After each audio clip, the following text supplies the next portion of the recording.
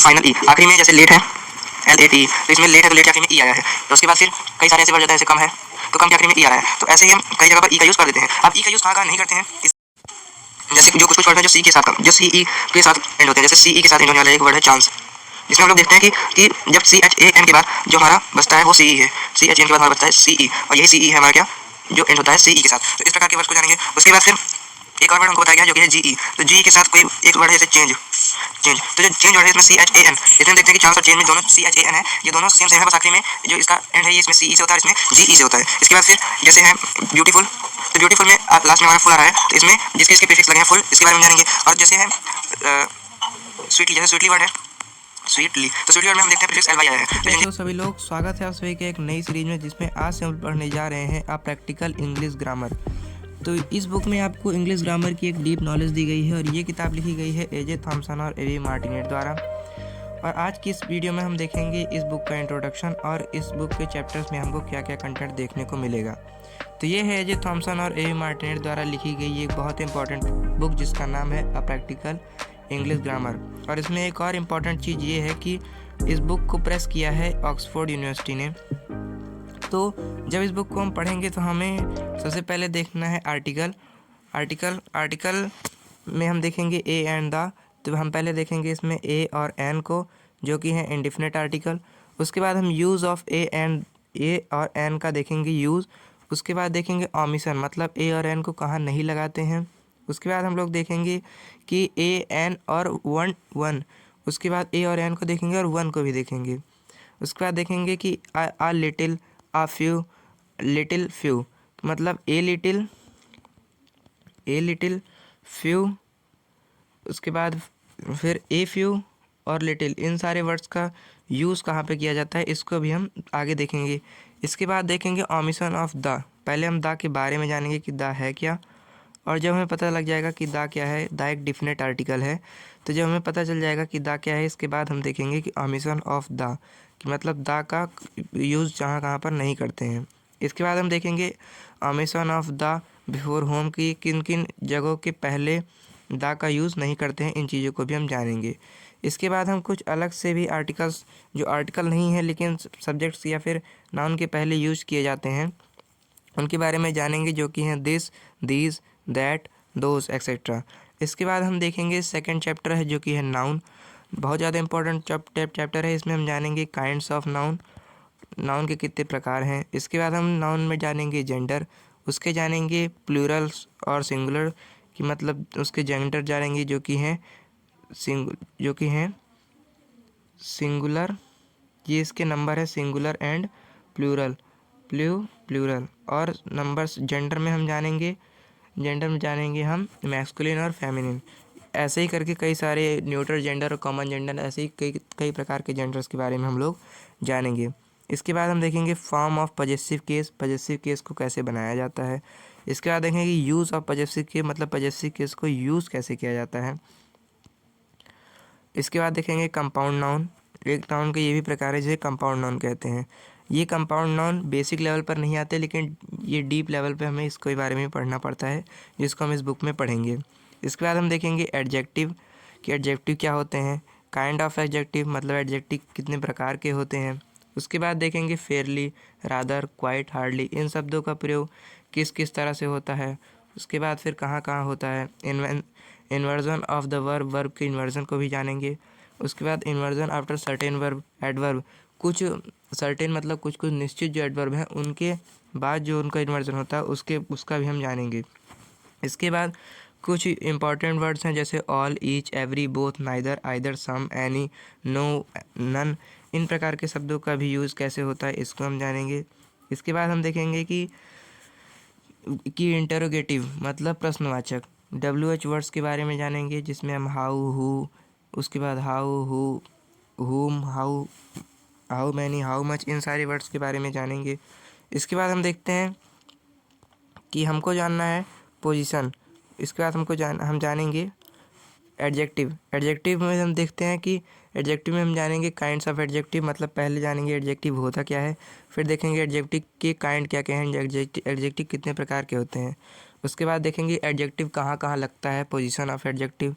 और उसके बाद हम लोग देखेंगे कि order of adjective of quality, फिर उसके बाद की जो एडजेक्टिव की क्वालिटी है उसके ऑर्डर को भी हम जानेंगे। उसके बाद देखेंगे कंपैरिजन ऑफ एडजेक्टिव, फिर कंस्ट्रक्शन विथ कंपैरिजन, फिर then, as plus pronoun, pronoun plus auxiliary plus the plus adjective, इन सबको जोड़कर जो बनेगा उसके बारे में जानेंगे। एडजेक्टिव प्लस वन और वंस, एडजेक्टिव कोई एडजेक्टिव में जब हम वन और वंस जोड़ देंगे तब क्या होगा, और भी कई सारी चीज़ों को जानेंगे। मैनी और मच को जानेंगे। एडजेक्टिव प्लस इन्फिनेटिव बनकर क्या होता है, एडजेक्टिव प्लस वेरियस कंस्ट्रक्शन करेंगे और फिर इसको एडजेक्टिव के पूरे चैप्टर को हम समझेंगे। इसके बाद हम देखेंगे एडवर्ब। एडवर्ब में हम लोग जानेंगे काइंड्स ऑफ एडवर्ब। उसके बाद फिर हम देखेंगे form and use, formation of adverb.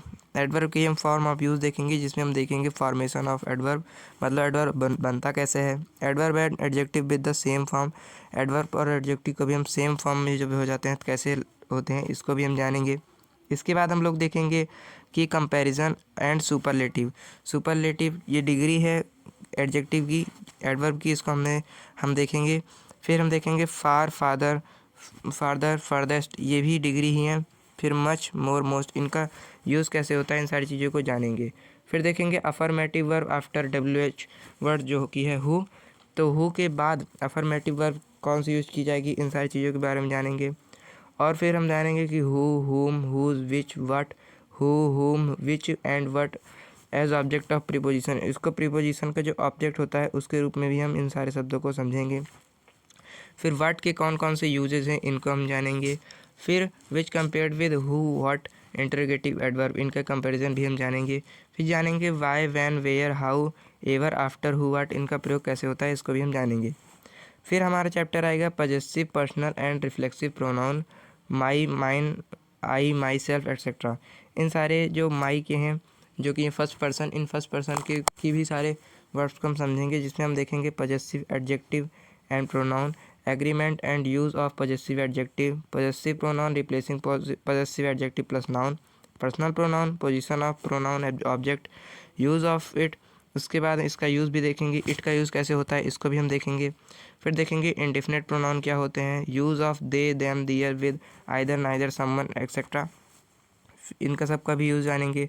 फिर जानेंगे रिफ्लेक्सिव प्रोनाउन क्या होते हैं और एम्फेसाइजिंग प्रोनाउन, ये बहुत ज़्यादा इंपॉर्टेंट होगा, रिफ्लेक्सिव प्रोनाउन और एम्फेसाइजिंग प्रोनाउन, इसको भी हम जानेंगे। फिर जानेंगे एक और इम्पॉर्टेंट चीज़ जो कि है रिलेटिव प्रोनाउन, फिर हम लोग जानेंगे रिलेटिव प्रोनाउन के बारे में। पहले हम इसके बाद फिर हम जानेंगे रिलेटिव प्रोनाउन के बारे में और क्लास के बारे में। फिर जिसमें देखेंगे हम लोग डिफाइनिंग रिलेटिव क्लॉज को डिफाइन करेंगे। Relative pronoun and use in defining, इनका हम रिलेटिव प्रोनाउन का जानेंगे और इनकी यूज़ भी जानेंगे और डिफाइनिंग क्लॉज को भी हम जानेंगे और सारे पर्सन्स को भी जानने का प्रयास करेंगे। इसके बाद आता है पोजीशन में हम लोग जानेंगे। इसके बाद हम मच और मोर को हमने जाना ही। उसके बाद फिर हम जानेंगे पोजीशन में हम जानेंगे adverb of manner, adverb of place, adverb of time, adverb of frequency, order और of adverb, sentence adverb, adverb of degree, ये सारे एडवर्ब की कई सारी स्थितियाँ हैं जहाँ पर एडवर्ब का यूज़ किया जाता है, तो इसको भी हम लोग जानेंगे। इसके बाद जानेंगे कि फिर जो हमने रिलेटिव प्रोनाउन जो हम पढ़ेंगे तो उसमें हम देखेंगे डिफाइनिंग रिलेटिव क्लॉज को डिफाइन करेंगे। Relative pronoun used in defining clause में रिलेटिव प्रोनाउन कैसे यूज होता है इसको जानेंगे।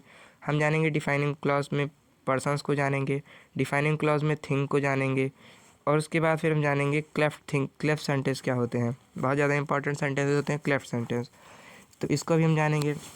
फिर जानेंगे relative clause replaced by infinitive और पार्टिसिपल। कभी कभी होता क्या है कि इन्फिनेटिव और पार्टिसिपल का जब हम यूज़ करते हैं तब फिर इससे हमारा रिलेटिव क्लॉज भी रिप्लेस हो जाता है, तो इसके बारे में भी हम जानेंगे। इसके बाद हम देखेंगे नॉन डिफाइनिंग रिलेटिव क्लॉज, ऐसे रिलेटिव क्लॉज जो डिफाइन नहीं किए जा सकते, नॉन डिफाइनिंग क्लॉज को जानेंगे। All, both, few, must, several et cetera, इन सारे वर्ड को भी जानेंगे। प्लस ऑफ, हुम, विच को जानेंगे। नॉन डिफाइनिंग क्लॉज जो जिन क्लॉज को डिफाइन नहीं कर सकते उसको जानेंगे। उसके बाद में हम थिंग्स को भी जानेंगे और हम जानेंगे कनेक्टिव रिलेटिव क्लॉज। इसके बाद हम जानेंगे कनेक्टिव रिलेटिव क्लॉज। फिर उसके बाद फिर हम देखेंगे अपने चैप्टर्स में कि वट रिलेटिव प्रोनाउन के यूज़ में वट कैसे यूज़ किया जाता है। ऐसे होता क्या है, रिलेटिव प्रोनाउन को ही यूज़ करते समय हमें वट को भी एक रिलेटिव प्रोनाउन के रूप में यूज करना पड़ता है, उसको भी हम उसी में जानेंगे। इसके बाद हम जाएंगे कॉमास इन रिलेटिव क्लॉज। रिलेटिव क्लॉज में कॉमास का बहुत ज़्यादा फ़र्क हो जाता है। अगर हमने किसी रिलेटिव प्रोनाउन के पहले कॉमा लगा दिया तो उसका मीनिंग बदल जाती है, और रिलेटिव प्रोनाउन के बाद में कॉमा लगा दिया तब भी उसकी मीनिंग बदल जाती है। और हूएवर और विच एवर, इन सारे वर्ड्स को भी जानेंगे। उसके बाद आएगा have as an auxiliary verb. हम हैव को एक ऑक्सिलरी वर्ब के रूप में देखेंगे। उसमें हम लोग देखेंगे फॉर्म एंड यूज़। इसकी फॉर्म देखेंगे और इसकी यूज़ देखेंगे। Have plus object plus past participle. Have और ऑब्जेक्ट प्लस पार्टिसिपल बनाने के बाद क्या होता है, और इस पर बेस हम कुछ सेंटेंस को भी देखेंगे।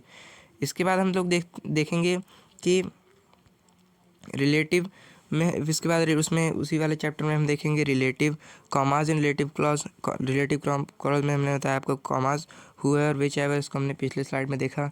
फिर देखेंगे, इनको हम पिछले स्लाइड में देखा। फिर आएगा चैप्टर प्रीपोजिशन बहुत इंपॉर्टेंट चैप्टर, जिसमें प्रीपोजिशन का इंट्रोडक्शन जानेंगे, अल्टरनेटिव पोजीशन जानेंगे, omission of to and for before indirect object के पहले जो टू और कभी कभी टू और फॉर का ओमिशन हो जाता है, उसके बारे में भी हम लोग जानेंगे।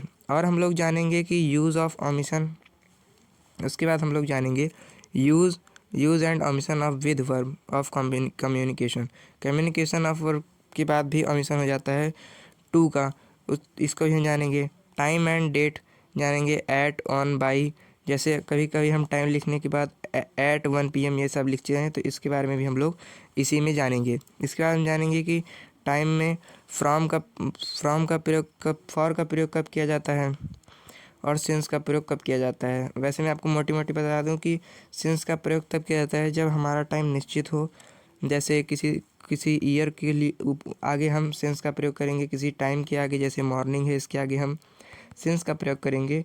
इसके बारे में भी हम जानेंगे। और जो अनडिफाइन है, जो इनडिफिनिट टाइम है, जैसे अगर 100 ईयर एगो हो गया या फिर 2 आवर एगो हो गया, तो इन सारी चीज़ों के पहले हम यूज़ करते हैं, इन सारी चीज़ों के पहले हम लोग यूज़ करेंगे फॉर का। इसके बाद हम लोग जानेंगे कि travel and movement from to at, कि हम कहाँ पे ट्रैवल करते समय फ्रॉम का यूज़ करेंगे। कहाँ से जाते समय, कहीं पर जाते समय फ्रॉम का प्रयोग करते हैं, कहीं पहुँचते समय एट का। तो कहाँ पर ट्रैवल के टाइम में किस सेंटेंस में किसका प्रयोग सही रहेगा, इसके बारे में जानेंगे। At, into, onto, your, in. इसका भी, इनके बीच में भी हम क्या करेंगे, जानेंगे कि क्या क्या डिफरेंस है, और इनके यूज़ को भी जानेंगे। अब ओवर और अंडर, किसी चीज़ के जैसे टेबल है तो टेबल के नीचे को हम बोलेंगे अंडर और ऊपर को बोलेंगे ओवर। तो इसमें भी कई सारे सेंटेंस के यूज़ करके हम इसको जानेंगे। इसके बाद हम लोग जानेंगे कि वर्ब एंड प्रीपोजिशन को जानेंगे।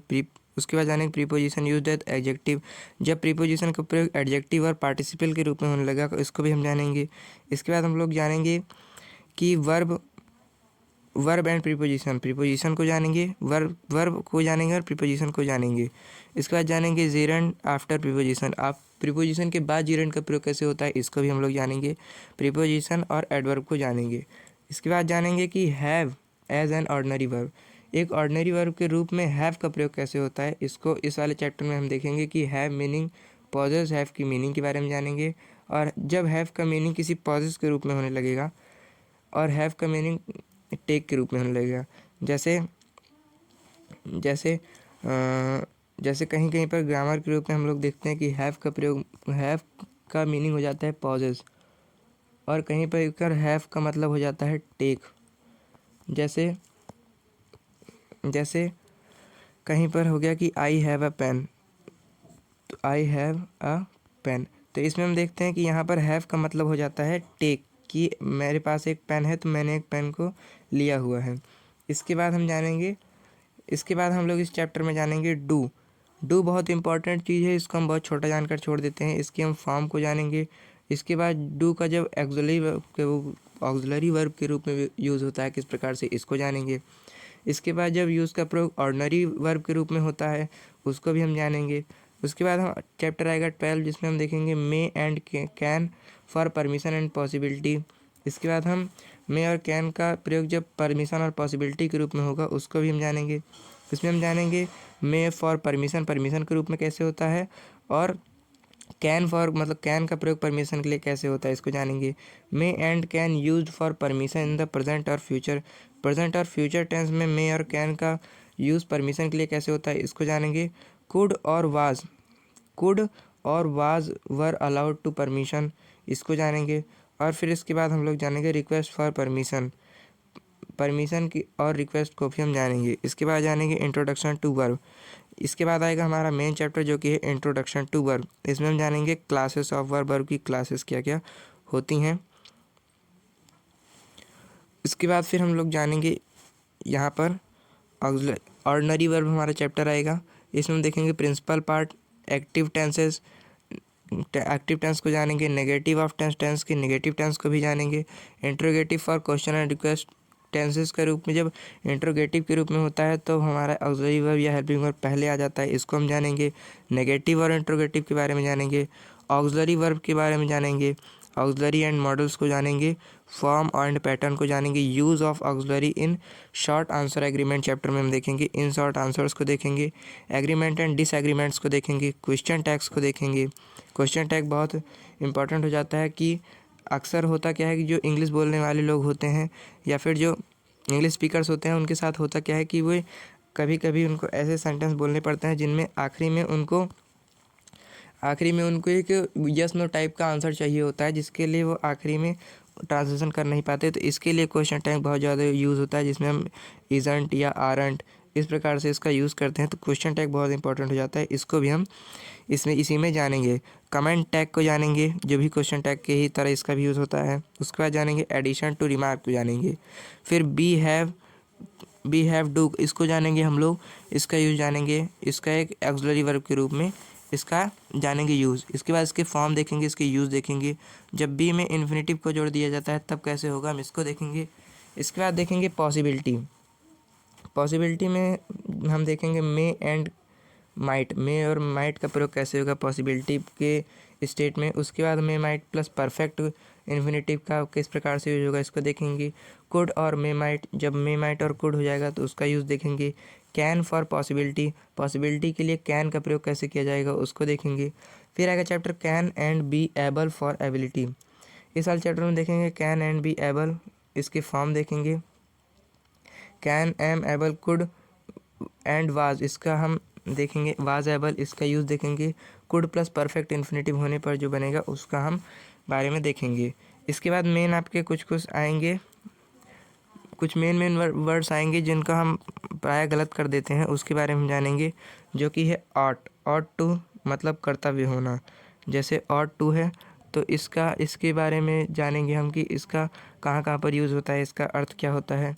क्योंकि कर्तव्य आदमी जान ही नहीं पाता है कि कहाँ कहाँ कर्तव्य है, तो इसीलिए ऑट टू माने शुड, ऑट टू माने कर्तव्य होना और शुड माने चाहिए।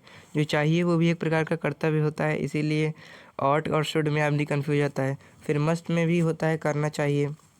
हैव टू मतलब भी करना चाहिए। नीड माने भी उसकी आवश्यकता होनी चाहिए। तो इन सारे के अर्थ हल्के हल्के से इसमें अंतर होते हैं, तो इसको भी हम लोग इस चैप्टर में डीपली जानेंगे। तो इसमें हम देखेंगे ऑट टू, ऑट के फॉर्म देखेंगे, शुड के फॉर्म देखेंगे। Ought should compare to must and have to, तो एक साइड हम मस्ट एंड हैव टू को कंपेयर करेंगे और एक साइड हम ऑट टू और शुड को भी कंपेयर करेंगे। Ought should with the continuous infinitive के साथ हम लोग ऑट और शुड का कंपैरिजन करेंगे। Ought should with perfect infinitive के साथ ऑट और शुड का यूज़ कैसे होता है इसको जानेंगे। इसके बाद जानेंगे मस्ट एंड हैव टू, इसके फॉर्म जानेंगे। मस्ट एंड हैव टू के बीच में डिफरेंस जानेंगे। Need not and must, need not and must not in the present and future, present tense और फ्यूचर टेंस में नीड नॉट और मस्ट नॉट का क्या क्या डिफरेंस हो जाते हैं, कैसे यूज होता है इसको जानेंगे। Need not, must not and must in the present tense में और फ्यूचर टेंस में इनके साथ क्या होता है इसको जानेंगे, नीड नॉट और मस्ट नॉट में। उसके बाद जानेंगे नीड की फॉर्म्स, फिर जानेंगे एब्सेंस ऑफ ऑब्लिगेशन, नीड, फिर जानेंगे need not not and other form, need not और अदर फॉर्म जानेंगे इनकी। इसके बाद जानेंगे must, must have to and need. इसके बाद हम लोग देखते हैं यहाँ पर कि हम जानेंगे must have to and need in the interrogative. इसको जानेंगे कि इनकी नीड कैसे कैसे होती है इंट्रोगेटिव में। इसके बाद हम लोग जानेंगे need and perfect infinitive. Need not में जब हम परफेक्ट इन्फिनेटिव को जोड़ देंगे तो इसके जानेंगे। उसके बाद फिर हम यहाँ पर जानेंगे कि यहाँ पर इसको भी जान लेते हैं, be as an ordinary verb. जब हम बी को एक ऑर्डनरी वर्ब के रूप में देखते हैं तब हम देखेंगे कि बी टू डिनोट एग्जिस्टेंस, किसी एग्जिस्टेंस को डिनोट करने के लिए हम किस प्रकार से बी का यूज़ करते हैं, इसको हम लोग जानेंगे। और दियर इज़, इसका use, are, was, were etcetera, इसके भी यूज़ को हम जानेंगे। इसके बाद फिर हम लोग देखते हैं मस्ट, फिर हम must have, will and should for deduction and assumption. Deduction और एजम्पशन के रूप में हम must have, will and should का यूज़ कैसे करते हैं। मस्ट फॉर डिडक्शन, मस्ट का प्रयोग कैसे करेंगे डिडक्शन के लिए, must compare to may might, must और मे माइट का कंपेयर करेंगे। उसके बाद हम देखेंगे हैव और हैड फॉर डिडक्शन, डिडक्शन के लिए हैव और हैड का यूज़ कैसे होगा। Can't and couldn't used for negative deduction, negative deduction में हम कांट और कुड नॉट में क्या डिफरेंस होते हैं और उसका यूज़ कैसे होगा, इसको हम लोग जानेंगे। इसके बाद जानेंगे can't and could not used for negative deduction, इसको हमने देखा। फिर हम देखेंगे will and should assumption, assumption में विल और शुड का यूज़ कैसे होगा। इसके बाद जानेंगे द ऑक्सिलरी। इसके बाद यहाँ पर हम लोग देखते हैं कि हम जानेंगे the auxiliary dare and use. इसके बाद हम देखेंगे ऑक्सिलरी डेयर एंड इनका यूज़ देखेंगे। इसके बाद यहाँ पर हम लोग देखते हैं कि हम लोग जानेंगे in time clause, the indirect speech, बहुत ज़्यादा इंपॉर्टेंट चीज़ इनडायरेक्ट स्पीच को जानेंगे। The past perfect continuous tense form and use, जो पास्ट परफेक्ट कंटिन्यूस टेंस है इसमें बहुत ज़्यादा डाउट हो जाता है, इसके हम फॉर्म्स को जानेंगे और इसके यूजेस को भी जानेंगे। इसके बाद फिर हमारा टेंस स्टार्ट होगा द फ्यूचर टेंस, जिसमें हम देखेंगे फ्यूचर टेंस की फॉर्म्स को। द सिंपल प्रेजेंट को देखेंगे, द सिंपल प्रेजेंट टेंस को देखेंगे। फ्यूचर विद इंटेंशन, इंटेंशन को फ्यूचर का जब इंटेंशन के साथ मिलाकर हम देखेंगे। फिर देखेंगे जब विल में हम लोग इन्फिनेटिव जोड़ देते हैं तब वो कैसे बनता है, इसको भी हम देखेंगे। इसके बाद फिर हम यहाँ पर द प्रेजेंट टेंस में हमारा प्रेजेंट टेंस आ जाएगा, फिर हमारा प्रेजेंट टेंस आ जाएगा। प्रेजेंट टेंस में हम लोग देखेंगे द प्रेजेंट कंटिन्यूस टेंस को देखेंगे, इसकी फॉर्म्स को देखेंगे, प्रेजेंट पार्टिसिपल को देखेंगे, इनमें स्पेलिंग को भी देखेंगे। उसके बाद इनके यूजेस को देखेंगे, अदर पॉसिबल यूजेस को देखेंगे, वर्ब नॉट नॉर्मली यूज्ड को देखेंगे। Feel, look, smell and taste, इनका यूज़ कैसे होता है इसको देखेंगे। इसके बाद सी और हेयर का यूज़ अलग अलग तरीके से होता है, इसको भी हम लोग देखेंगे। इसके बाद हम देखेंगे कि थिंक, एज्यूम और एक्सपेक्ट, ये तीनों इनके जो मीनिंग है वो लगभग सेम हो जाते हैं, लेकिन इनका यूज़ अलग अलग होता है। थिंक मतलब होता है सोचना, जैसे अगर हमने कहा थिंक तो थिंक का मतलब होता है सोचना। और एज्यूम का मतलब होता है अनुमान लगाना। और एक्सपेक्ट का ही मतलब होता है कि चाहना, जैसे एज्यूम मतलब हो गया कि अनुमान लगाया कि आज बारिश होगी, और एक्सपेक्ट का मतलब भी होगा कि हमने चाहा कि हमारी नौकरी लग जाए, जैसे इस तरह के। तो इनमें हल्के हल्के से डिफरेंस होते हैं, इनके बारे में हम जानेंगे। द सिंपल प्रेजेंट टेंस के बारे में जानेंगे। हाँ, तो द सिंपल प्रेजेंट टेंस के बारे में जानेंगे, इसकी फॉर्म्स को जानेंगे। और इसके बाद हम इसमें जानेंगे यूज्ड फॉर हैबिचुअल एक्शन, इसके हैबिचुअल एक्शन में इसको कैसे यूज किया जाता है इसको जानेंगे। इसके कुछ अदर मेन यूजेस को जानेंगे।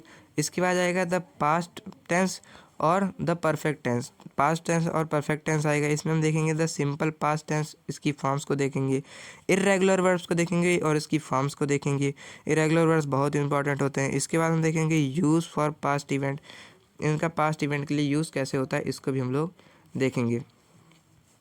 इसके बाद यहाँ पर हम लोग देखेंगे कि विल प्लस इन्फिनेटिव विल में जब इन्फिनेटिव को जोड़ देते हैं तो कैसे बनेगा। प्रेजेंट कंटिन्यूस टेंस को जानेंगे। The be going to form, इसको गोइंग टू ये कंटिन्यूस टेंस में हो जाता है, लेकिन इसकी फॉर्म्स को हम जानेंगे और इसमें डिफरेंसेस को भी जानेंगे। Be going to use for intention का इंटेंशन में कैसे यूज होता है इसको जानेंगे। इसके बाद हम लोग जानेंगे कि इसके बाद हम जानेंगे कि be going to and will plus infinitive to express intention. Intention में हम इंटेंशन ही तो है इंटेंशन में को एक्सप्रेस करने के लिए हम be going and two plus will plus infinitive को जोड़ के कैसे करेंगे, इसके बारे में भी हम जानेंगे। इसके बाद हम लोग जानेंगे कि be going to use for prediction. Prediction के लिए बी गोइंग का कैसे यूज़ होता है कि बी गोइंग मतलब मैं सोच रहा हूँ। उसके बाद द फ्यूचर सिंपल टेंस में फ्यूचर को जानेंगे। द फर्स्ट पर्सन को जानेंगे। विल एंड शैल को जानेंगे कि विल का प्रयोग कहाँ कहाँ होता है, शैल का प्रयोग कहाँ कहाँ होता है। अब तो शैल का प्रयोग थोड़ा कम कर दिया गया है, बाकी आई और वी के साथ शैल का प्रयोग किया जाता है, बाकी और सबके साथ विल का प्रयोग किया जाता है। इसको हम जानेंगे। Uses of the future simple future tense का यूज जानेंगे। Will contrasted with want wish would. उसके बाद इसका हम कॉन्ट्रास्ट को जानेंगे।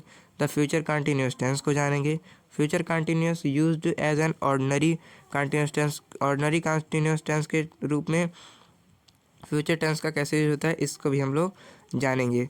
उसके बाद फिर हम लोग जानेंगे the future continuous use to express future intention. Future intention को एक्सप्रेस करने के लिए हम फ्यूचर कंटिन्यूस टेंस का यूज़ कैसे करते हैं, इसको भी हम लोग जानेंगे। इसके बाद जानेंगे द फ्यूचर कंटिन्यूस टेंस में जब हम विल में जब हम लोग इन्फिनेटिव जोड़ देंगे तब जो हमारा रिज़ल्ट आएगा उसके बारे में हम लोग जानेंगे। और इसके बाद हम लोग देखते हैं यहाँ पर हम लोग देखते हैं use of past event. Past event का यूज़ जानेंगे हम किसमें, इसमें पास्ट और परफेक्ट टेंस में हम इसको जानेंगे कि यूज़ ऑफ पास्ट इवेंट को जानेंगे, पास्ट इवेंट। उसके बाद फिर द पास्ट कंटिन्यूस टेंस को जानेंगे, इसकी फॉर्म जानेंगे, मेन यूजेस जानेंगे इनके। उसके बाद अदर यूजेस जानेंगे। यूजेस में हम दो प्रकार से लगभग हर टेंस को जानेंगे। एक इसकी मेन यूज को जानेंगे और इनके कुछ अदर यूज को जानेंगे जिनके कारण आदमी द्वारा प्रायः गलती हो जाती है। इन अदर यूजेस को भी हम इसके जानेंगे। इसके बाद फिर पास्ट कंटिन्यूस और सिंपल पास्ट टेंस को जानेंगे। इसके बाद जानेंगे द प्रेजेंट परफेक्ट टेंस को जानेंगे, फॉर्म एंड यूज़ को जानेंगे, यूज़ विद जस्ट को जानेंगे, पास्ट एक्शंस को जानेंगे जो कि होते हैं जो इंडिफिनिट टाइम में कैसे होते हैं, इसको भी हम लोग जानेंगे। इसके बाद हम लोग जानेंगे action in an incomplete period. किसी इनकम्प्लीट पीरियड में एक्शन कैसे होता है, इसके बारे में हम जानेंगे। Action will lasting through out an incomplete period. And एक इनकम्प्लीट पीरियड में लास्ट में एक्शन के लिए हम कैसे वर्ड्स को यूज़ करेंगे, किस सेंटेंस को कैसे बनाएंगे, किस टेंस का यूज़ करेंगे, इसको जानेंगे। इसके बाद जानेंगे use with for and since और फॉर के यूज़ को जानेंगे, जिसको मैंने भी आपको बताया। इसके बाद जानेंगे कि it is plus period plus since plus past और परफेक्ट टेंस। पास्ट और परफेक्ट टेंस में जब हम इट इज़ प्लस जो पीरियड चल रहा है उसको प्लस सिंस को जोड़ेंगे तब जो बनेगा उसके यूज़ को जानेंगे। Present perfect and simple past tense को जानेंगे और जानेंगे द पास्ट परफेक्ट। उसके बाद जानेंगे the past perfect continuous tense के बारे में जानेंगे। और हम लोग जानेंगे कि फॉर्म जानेंगे इसकी, और फॉर्म जानने के बाद हम जानेंगे इसके हम कुछ मेन यूजेस को भी जानेंगे। इसके मेन यूज़ को जानेंगे और यूज़ को जानने के बाद हम जानेंगे comparison of the perfect tense को जानेंगे, सिंपल एंड कंटिन्यूस टेंस को जानेंगे। उसके बाद फिर सम मोर एग्जांपल्स देखेंगे इसके और द पास्ट परफेक्ट टेंस को जानेंगे। इसके बाद हम लोग यहाँ पर देखेंगे फॉर्म किसके, इसके बाद हम यहाँ पर देखेंगे इसके फॉर्म एंड यूज़ किसके, form use past perfect tense के हम फॉर्म एंड यूज़ देखेंगे। और इसके बाद यहाँ पर हम लोग देखेंगे द कंटिन्यूस टेंस, जिसको हम पहले चेक कर रहे थे।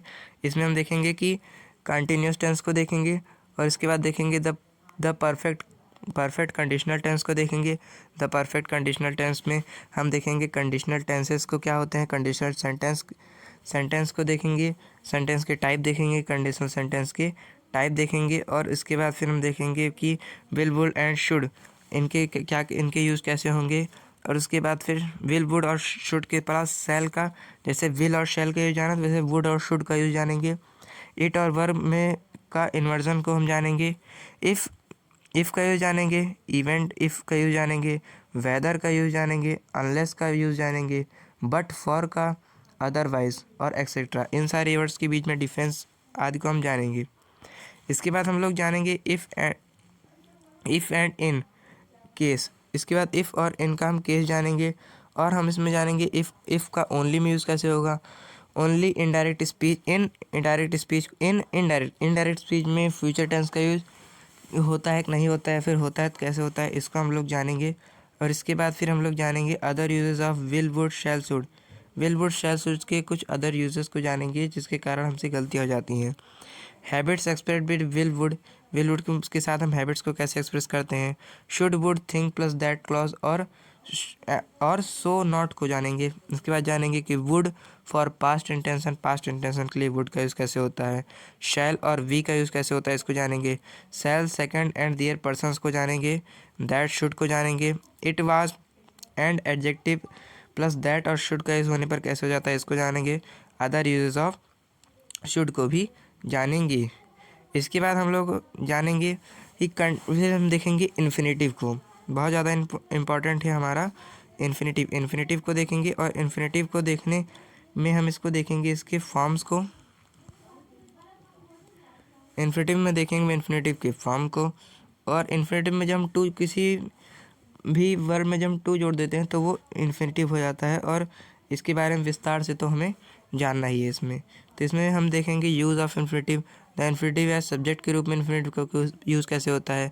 एज ऑब्जेक्ट और कॉम्प्लीमेंट के रूप में कैसे इसका यूज होता है। Verb plus how what plus extra में जब इन्फिनेटिव जोड़ देते हैं तब कैसे हो जाता है।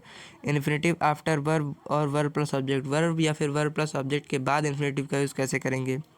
Infinitive after verb plus object, verb केवल वर्ब प्लस ऑब्जेक्ट के बाद इन्फिनेटिव का यूज़ कैसे करेंगे। इसके बाद हम लोग देखेंगे कि infinitive after verb of knowing and thinking, knowing और थिंकिंग के वर्ब्स के बाद, मतलब जो मेन एक स्पेसिफिक टाइप के वर्ब्स हैं नोइंग और थिंकिंग, इसके बाद इन्फिनेटिव का प्रयोग कैसे करेंगे। द बेयर इन्फिनेटिव, इसके बाद फिर द बेयर इन्फिनेटिव का यूज जानेंगे। और जानेंगे इन्फिनेटिव रिप्रेजेंटेड बाय टू, कि टू में इन्फिनेटिव का रिप्रेजेंटेशन कैसे होता है इसको जानेंगे। और हम लोग जानेंगे कि इसमें जानेंगे स्प्लिट इन्फिनेटिव, इन्फिनेटिव का स्प्लिट करना जानेंगे। और उसके बाद फिर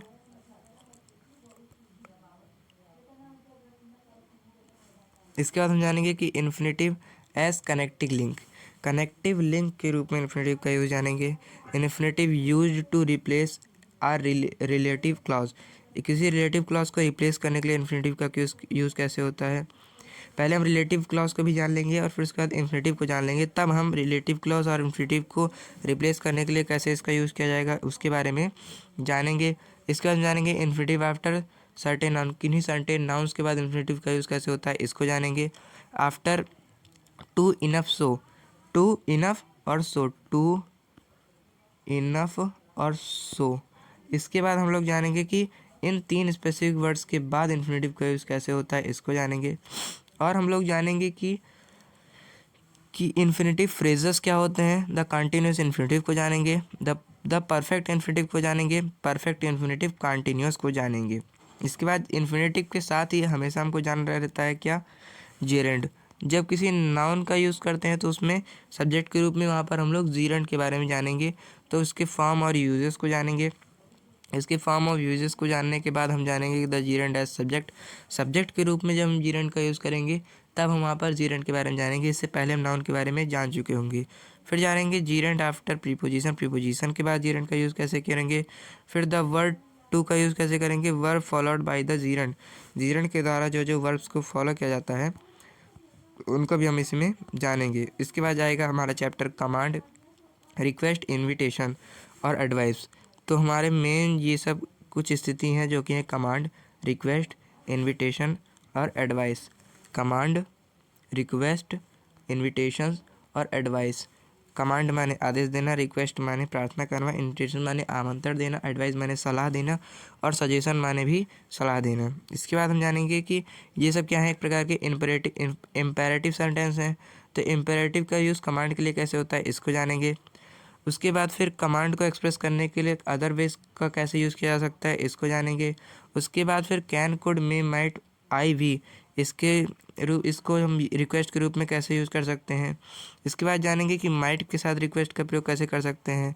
फिर इन्विटेशन में हम लोग एंट्री करेंगे। इसमें हम फिर एडवाइस की फॉर्म जानेंगे। एडवाइस में might plus well plus infinitive के साथ एडवाइस का प्रयोग कैसे करेंगे। उसके बाद फिर हम सजेशंस को देखेंगे। सजेशंस के बाद हम लोग देखेंगे फिर आएगा हमारा सब्जेक्टिव पेज। इसमें हम सब्जेक्टिव के बारे में जानेंगे। इसमें हम जानेंगे कि इसकी forms, use of the present subjective के बारे में जानेंगे। उसके बाद as, if, etcetera plus past subjective के बारे में जानेंगे। फिर it is time plus subjective, past subjective के साथ हम देखेंगे क्या होता है। इसके बाद फिर हम देखेंगे कि care, like, love, hate, prefer, wish. Care माने देखभाल करना, लाइक माने पसंद करना, लव माने प्यार करना, हेट माने उससे घृणा करना, प्रीफर माने उसको चाहना, उसके प्रीफर माने किसी वस्तु को चाहना या फिर उसे अपने अनुकूल समझना, और विश माने उसको चाहना। तो ये सारे एक प्रकार से एक ही अर्थ देने वाले शब्द हो जाते हैं। तो इसके बारे में भी हम जानेंगे। केयर और लाइक के बारे में जानेंगे। Care, like, love, hate, prefer, would, like and want, would, rather, sooner and prefer would और प्रीफर के बारे में हम जानेंगे। इसके बाद हम उसके कुछ मोर एग्जांपल देखेंगे प्रेफरेंस के लिए। फिर देखेंगे wish plus want plus would like, इसके बारे में हम देखेंगे।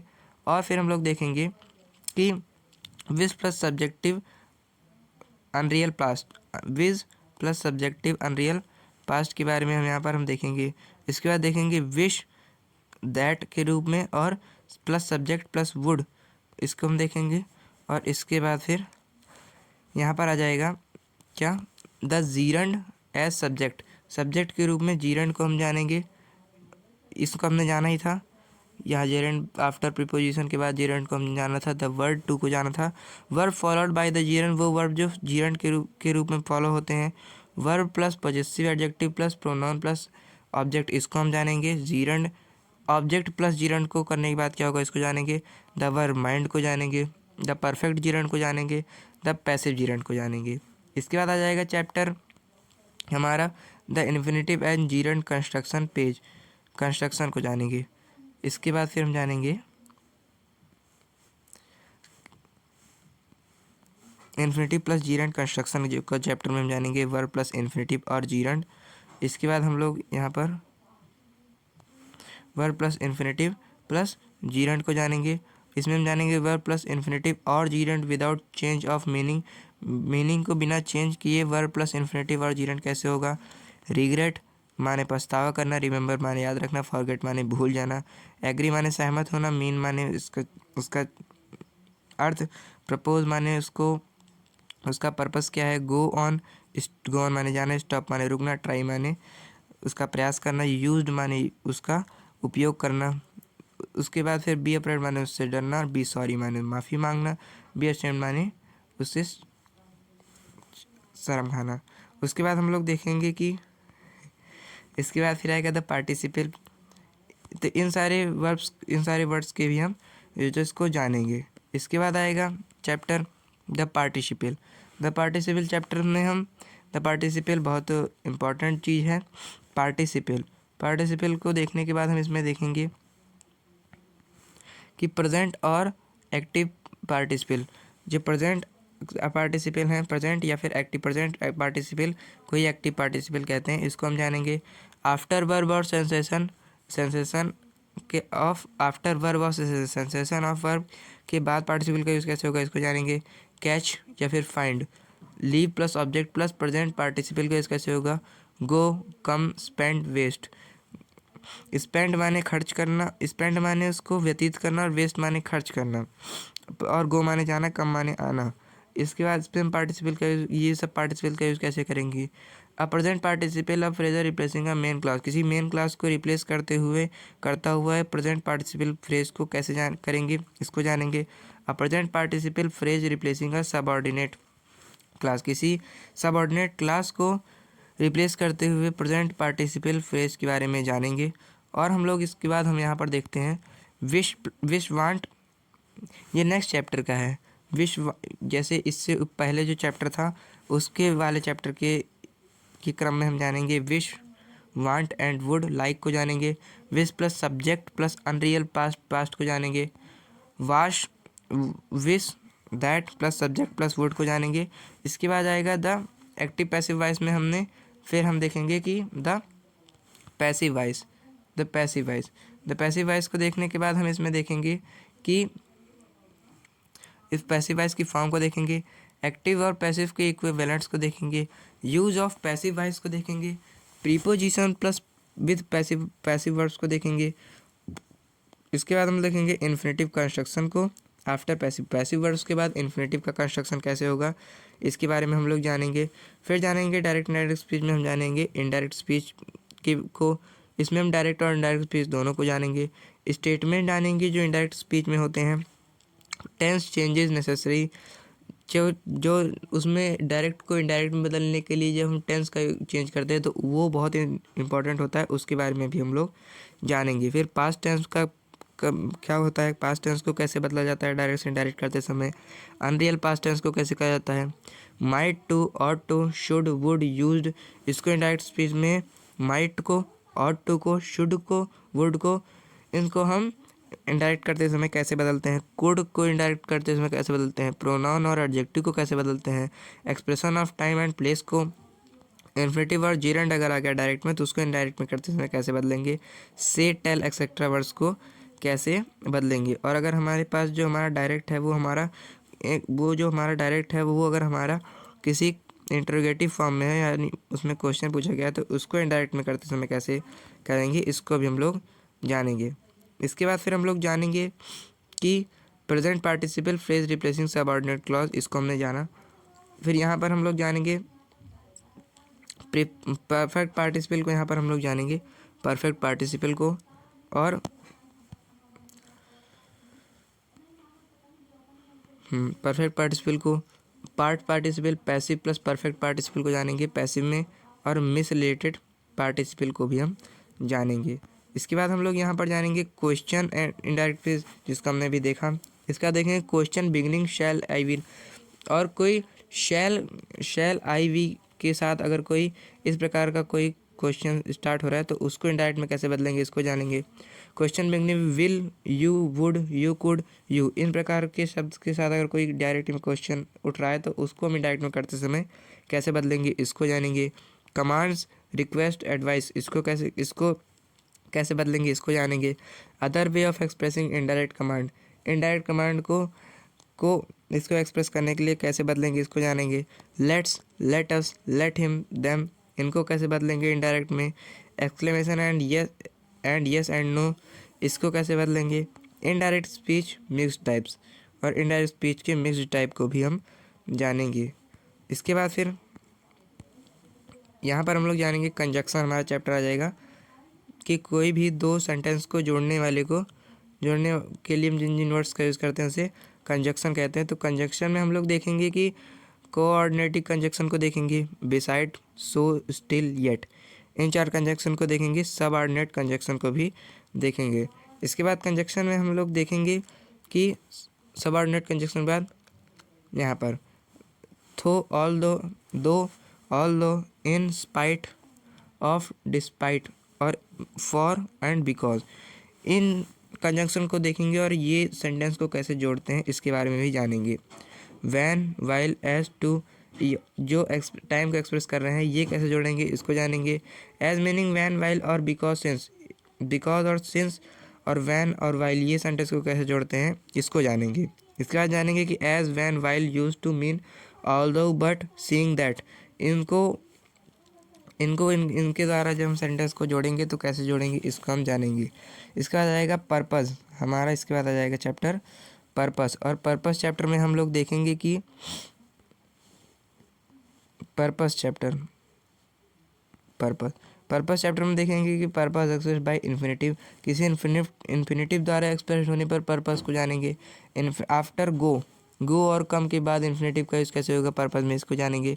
क्लॉज ऑफ पर्पस को जानेंगे। इन केस एंड लेस्ट को के रूप में भी जानेंगे। कॉज ऑफ रीज़न क्लॉज को जानेंगे, और क्लॉज ऑफ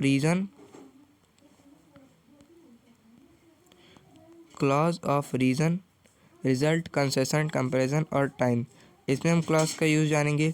इसका जानेंगे रीज़न एंड रिजल्ट कॉज को जानेंगे। Result with such so that को जानेंगे। क्लॉज ऑफ कंसेशन को जानेंगे। क्लॉजेज ऑफ कंपैरिजन को जानेंगे। टाइम क्लॉज को जानेंगे। और इसमें बात हम देखते हैं इसके बाद